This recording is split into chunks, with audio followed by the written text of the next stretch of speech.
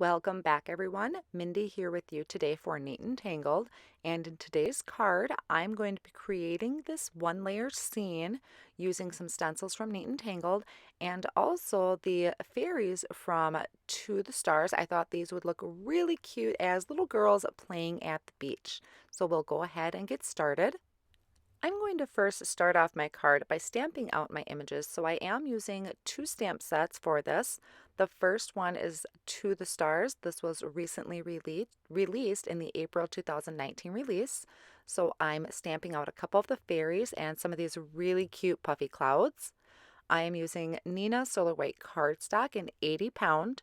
And then I'm inking up my images with the Gina K Amalgam ink. This is Copic friendly, watercolor safe, anything you need, it is safe for. I'm going to be using my Copic markers, so that is why I chose it. The next set that I'm going to be using is Beach Day, and this has some really cute elements on here to go with my summer beach scene that I was picturing. So I picked out the sand castle and a little sand bucket.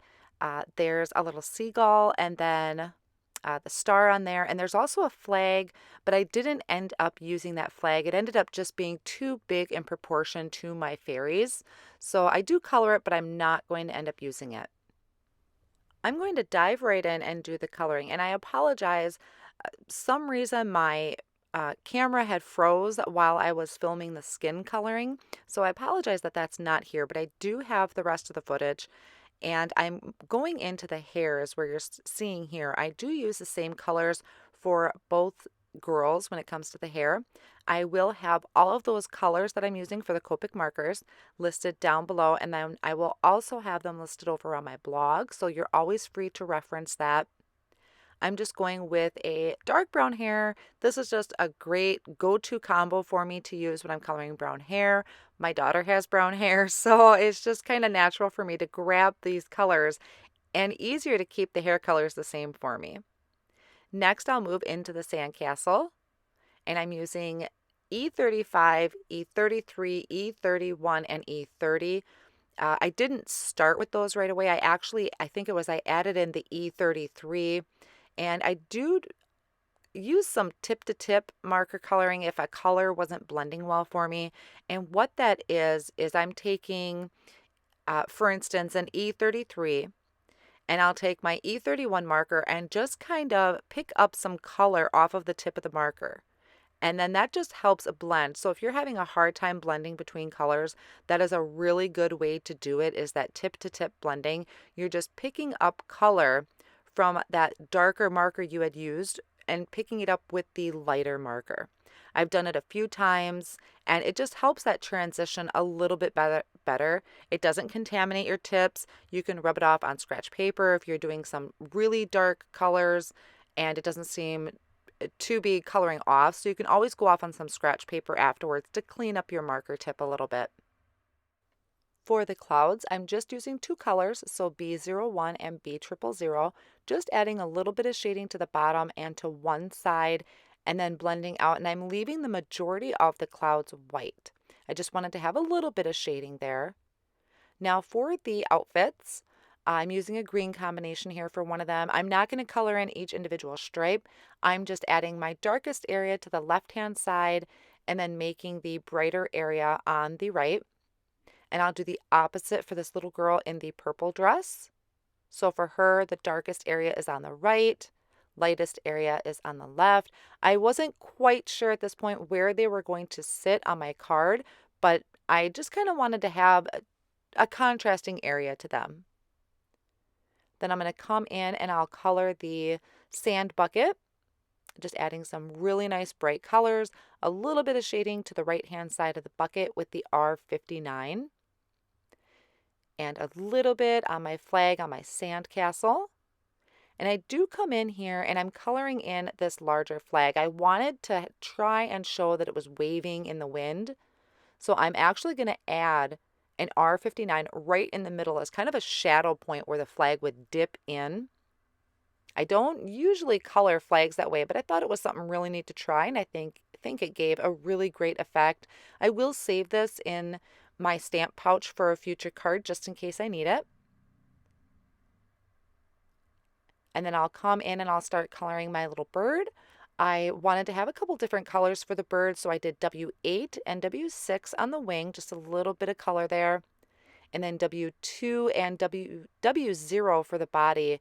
And I don't go too far out. I do leave the front part of the bird white.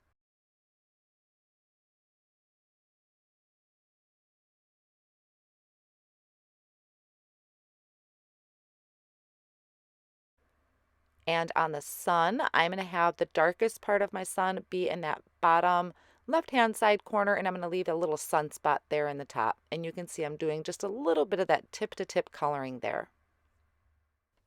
Once my coloring is all done, I'm going to take the coordinating dies for each set. I'm going to hold them in place with some low-tack Post-it tape, and then I'll run these through my die cutting machine. So I know I said this was a one-layer card, and actually what I meant was more of a one-layer background. This was really easy to do. This is the Landscape Duo Stencil, and you can see the way I have it lined up there. These fit together like a little puzzle, and that's going to be really useful for us. So what I did is I actually sprayed the back of these stencils with some pixie spray, which is just a really nice spray adhesive. It doesn't really smell. You let it sit for a minute and it's tacky on the back. And that just helps hold your stencils down. So if you have some really intricate stencils, this stuff works really great for it. So I lined this first part of the stencil up with the bottom of my card. I'm blocking off or masking off the top of that with some Post-it tape just so I don't get this brown ink up top. That's going to be my water and my sky. So I came in and I ink blended this portion with some Antique Linen Distress Oxide, and then I'm bringing in Gathered Twig at the bottom. I wanted to leave a highlight area on my sand towards the top because if the sun is shining down, it's going to be lighter at the top of those sand dunes. So I'm just bringing in that Gathered Twig and adding that towards the bottom. And these just make a really great combo blend for sand. I've definitely used these colors quite a few times. Then to add a little bit of texture to the sand, I just took that Gathered Twigs, smushed it down onto my glass mat there off on the side, spritzed it with water, and I'll pick it up with a paintbrush. And if you tap the paintbrush, you're going to get bigger spots or bigger splashes of this. And what I like to do for the finer textured look or the finer spots, I'm flicking this off of the edge of an acrylic block. And this is just going to add some really nice texture to our sand background. So once I have that done, I'm going to just wipe up my mess. I'm going to wipe up my stencil just a little bit because I couldn't really see how much water I had on there. So I want to wipe that up just a little bit so I don't ruin my background. And then I can peel up that Post-it tape, and that's going to reveal our sand. So I'll just peel that back. You can see my cardstock looks great. That pixie spray worked really well. Now I'm taking the other part of this Landscape Duo, and you can see this lines up perfectly with that sand. So give these a try. This is really great for making backgrounds. And I'm just lining that up a little bit down. I don't want to have a white line when I start ink blending, so just be careful and mindful of how you're lining that up. Once again, these were already sprayed with the pixie spray, so the stencil is sticking right to the cardstock. I'm just kind of blocking off that top portion with the Post-it tape again and laying down some tumbled glass first, and then I'll come in with the Peacock feathers. Now, if you wanted to make that whole top portion a sky, you could actually just snip the edge of these stencils and it's still going to work great. I wanted to have a little bit of water there, and then I'm going to add a sky as well. So just to add a little bit of texture and character to my water, I brought in the Rice Paddies stencil and added peacock feathers on top of that, which I think this just looks really awesome for water. So then once again, I had just peeled up my stencil and my Post-it tape, and now I'm going to work on my sky. So again, grabbing some Post-it tape, and don't worry, I do save these off on the side. The parts that don't have ink on them, I save off on the side to hold down any dies when I'm die cutting. So I'm starting off with my sky for Scattered Straw. This is just a really nice light muted yellow, adding it to the background. It didn't have to be perfectly blended. You can see I do have some white blotches in there. And then I come in with Fossilized Amber, which is a little bit darker of a yellow, and I'm just adding that to the baseline. And I'll ink blend that up just a little bit. It didn't have to be perfect all the way around. I kind of like that scattered look.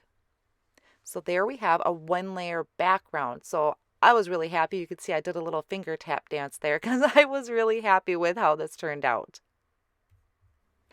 So off screen, to save a little time, I did a little finagling and I lined up where I wanted all of my images to go. You can see I did cut that word summer, and I did die cut that 3 times because I'm going to add a little bit of dimension to that. Now that I know where everything is going to go, I'm really happy with the placement. I'm going to go ahead and just start attaching these with some liquid glue. As I started attaching them, I tried to move my clouds over just a little bit because it seemed really empty towards the middle of the card, but yet I didn't really have anything I wanted to add there. So the clouds I may have just adjusted a little bit to kind of fill that in. And then to add to the dimension, I'm just attaching these 3 layers together with some liquid glue.